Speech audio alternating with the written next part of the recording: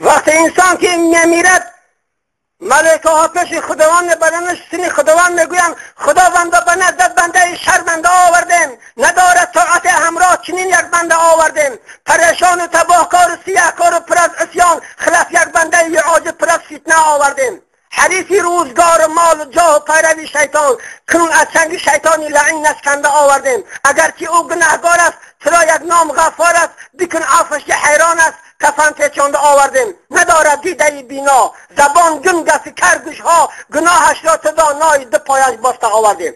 از آن روزی که مردن را به چشم خل عیان بینی، به چشم پرخمارت آب حسرت و روان بینی. ای بدبخت چی سود از سیمزده را آخر به پخت آب چکانندد، به حلقت می رود یا نه که او را در گمان بینی. به ایانی لحظ خفتی به حال خود نمیگیری، کفن افسیده در گردن شما رو کژدمان بینی. ز چاه کنده بردیر که خلق را در اندازی، نمی ترسی از آن روزی که خود را در حمام بینی. از آن روزی که روحت جانب خانه کند پرواز، پسر در خدمت و زن در کنار دیگران بینی.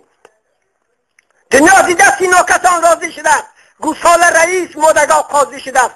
دنیا طلبان در غم دنیا مردن، ایمان طلبان جان به سلامت بردن. دنیا طلبان ز حرص مستند همه، موسی کش فرعون پرستند همه. آن عهدی که با خدا بستند همه، از بحر دیرم جمله شکستند. ای خواجه یقین بدان که خواهی مردن، کردمت خبر جز یک کفن بخت نخواهی بردن. ای بدبخت با این همه زر، مال زر زن سبیل بماند اثر. ای احمق خر زن مالی ترا به شب باید خوردن با شوی دیگر.